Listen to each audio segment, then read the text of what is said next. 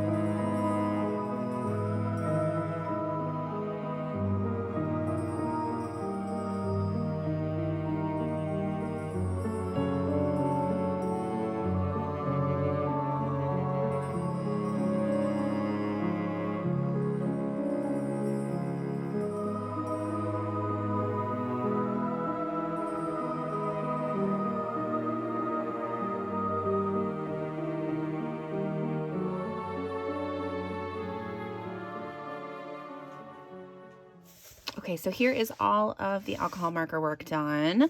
I'm going to take a little break in the middle here, and we're going to work on the moon, and then I'm going to go through and do some shading, and then we'll finish off the background and add in the fun embellishments. But for the moon right now, so I used a very light cream color marker on the moon, and now I'm going to use some chalk pastels and try to kind of recreate the moon that is on the inspiration image, just because I really like the way that looks. So we're going to start with this really light blue, like it's super, super light. So I'm not sure that this is even going to show up, but since I can't really use water mediums on this paper, you can use it, but it gets very bumpy and I don't always love that.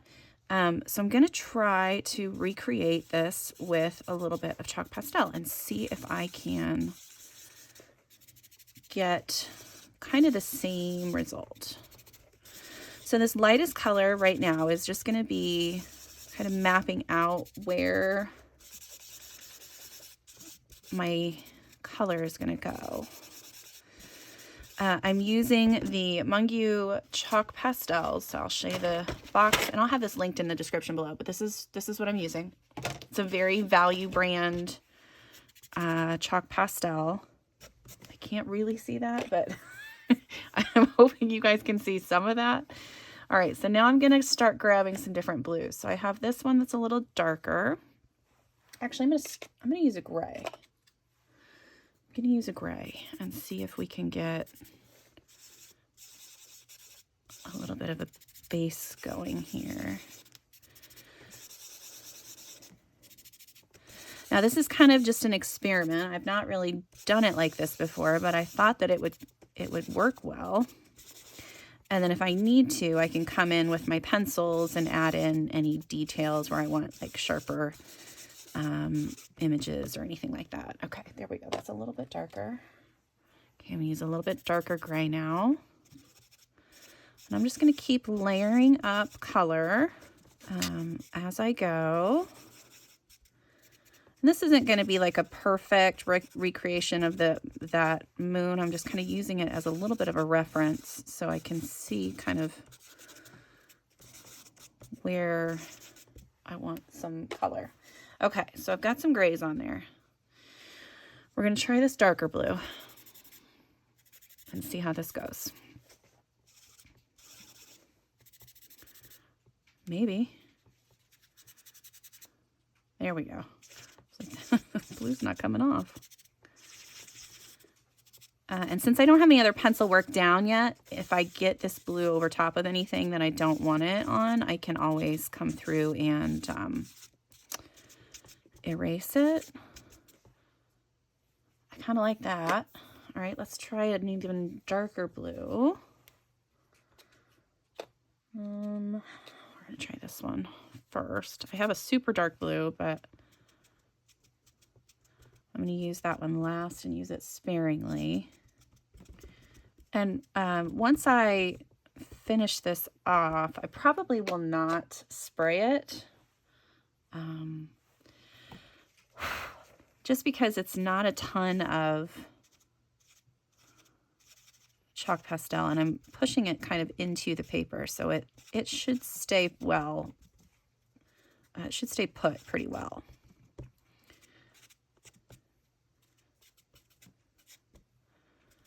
Okay, I like that. That looks pretty good. All right, so I'm going to use my brush away any loose bits. Cool, I like that very much. Okay, so I'm going to go through and erase where I got blue over top of some of my stuff. All right, well, I thought that was going to take a lot longer, so I'm just going to go through and I'm going to outline the moon. I'm trying to decide if I'm going to use, so I have an ivory here and I have white. So what I think I'll do is I'm going to just do like a real quick tester on this. Now my ivory was giving me problems before. No, I think I'm going to do the white just so it kind of looks more glowy.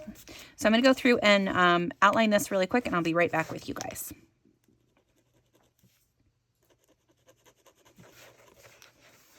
All right, and another thing I'm going to do is I'm just going to add a few dots into the moon. Just a few here and there. It doesn't really signify anything. It's just a little bit of added something. Okay. All right, so now I'm just going to go ahead and zoom you in. I'll show you some of the shading that I'm going to be doing. And then we'll come back and add in a few fun embellishments at the end. So I will talk to you again here in a second.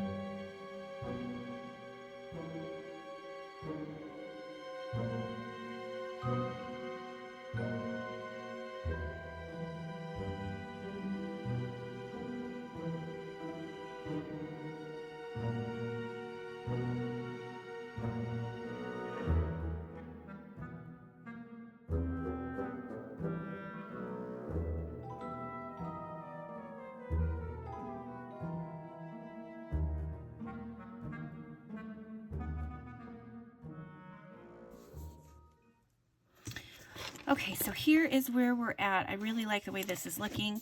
Now I want to work a little bit on the moth here, and then we're gonna do a little bit of shading on this gemstone and some other little things here. So I'm going to use my slate gray, and I'm gonna try to recreate the moth that is in the inspiration board as best I can. Like, not perfect recreation, definitely, but I'm gonna try a little. And I gave it a light blue base just because I feel like that's kind of a good color to build on this moth. I want it to be gray, but I also want it to be blue. So, okay, so then I used the clay, what is that? Rosy beige, and now I'm going to use the 90% cool gray to add a little shadow in there, and then just try to blend things around a little bit. I really liked that, the little bit of pink on the bottom of the moth. Okay, and I'm using blue slate to kind of blend out that color a little bit more. And just add a little bit more of that rosy color in there. Just kind of keep playing with it until I like the way that it looks. So I've got the moth picture here off to the side, so I can kind of still figure out what I want there. All right, so yeah, I'm just going to keep playing with this moth and then do the other one, and I will be right back with you guys.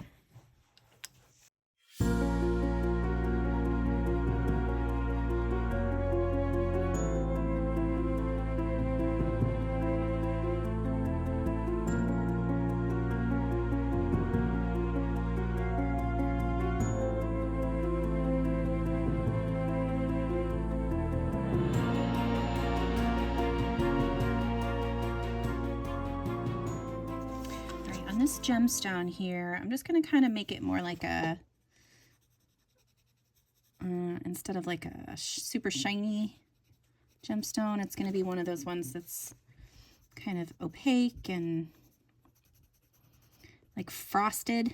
I don't know if that's, if that makes any sense to you guys, but I can see it in my mind's eye. I also have to try to take into consideration like where things would be causing shadows and whatnot. So yeah, this is really, I was going to try to like really pay attention to where like the shadows would be, but really I'm just kind of adding color wherever I think there might be some darker tones. Okay, and then I know kind of in here for sure is going to have some darker stuff. Okay, and then I'm going to use the white to add in just a few like lighter areas. Okay, and then a few little white dots thrown in. There we go. All right, next I'm going to use a few gel pens here. So I have a clear, I have my black and silver from the Link Shine. This is a really inexpensive set of gel pens, and it comes in I think like 8 colors, and they're really awesome. They're really awesome pens. I love them a lot. So I'm going to go ahead and add in just a few bits and pieces. I'm going to use the silver on a few things. I'm gonna use the black on a few things. I'm gonna use this clear on all of the areas with like the light green. So on her cloak down here, I might try to add some into the this gemstone because I do want that to be sparkly. But other than that, I'm just gonna kind of go through and add in gel pen where I think I need it. I'm probably gonna come back into right through on this wire and add in just a little bit of shading with some colored pencil. But otherwise it'll just be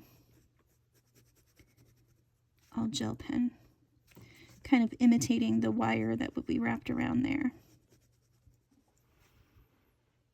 Okay, so I have a plan. I don't know if it's gonna work, but I'm gonna try to do like splatters of silver Arteza metallic paint. We're gonna try the silver and see if I can do this the way that I'm envisioning.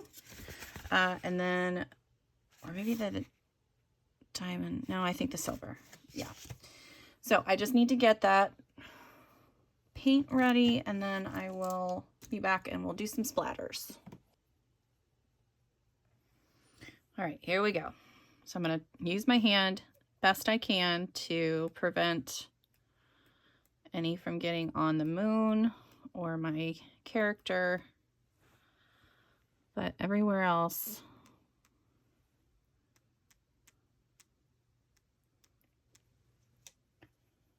I don't really have any tips for doing this either, other than I like to use a large, a long brush. So you can see this is a really long brush, and I just make sure that it's super wet and that it splatters enough paint on. Again, just doing the best that I can. I don't know if it's going to be doable or not, but sometimes you make a mess more than you plan on. But I'm sure there's an easier way to do this too. Yeah, see, I just got some on her skirt. That's okay. Okay, I think I'm done with that. And then the last thing that I want to do is I'm trying to decide between adding stickles to the moon or just like this really pretty iridescent paint. If I use too much water on this, I mean, even if I use the stickles, it's gonna wrinkle up the page a little bit. But I don't know. I think I'm just gonna do the water, because then maybe I can control it a little bit better so it's not super wet, if that makes any sense. Yeah, I'm just gonna use the same paintbrush, and we're gonna use this really light, it's almost just like a clear glitter. Almost. All right, let's try it.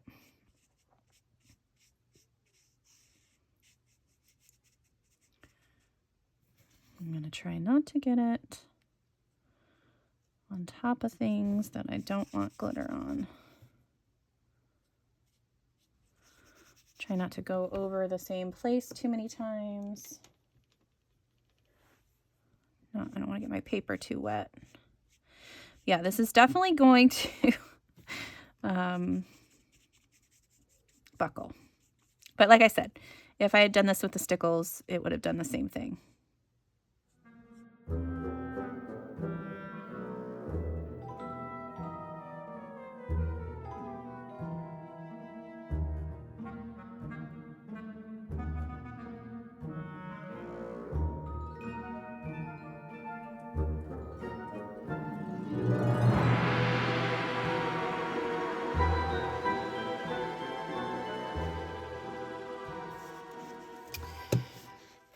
All right, so here's the finished product. I know it's going to be a little wrinkly there on the moon, but that's okay. I like the way that she turned out. I like that she's sparkly and shiny, and the moon looks really sparkly and shiny too.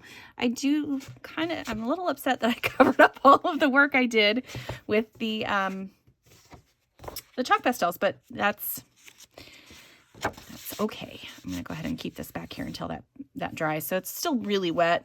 Hopefully it'll dry a little flatter, or I can flatten it out a little bit more. I'm not super worried about it though, but I like the way that she turned out. I thought she turned out really pretty. If you get like over top of your line art, you can always come back in with a pencil. I'll try to do this without messing anything up.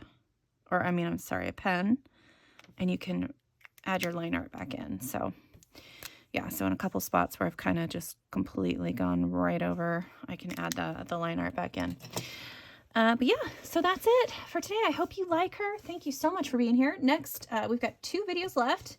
So the next one is going to be the Pastel Witch, which I'm excited for. So that's it. Until next time, I'll see you later. Bye.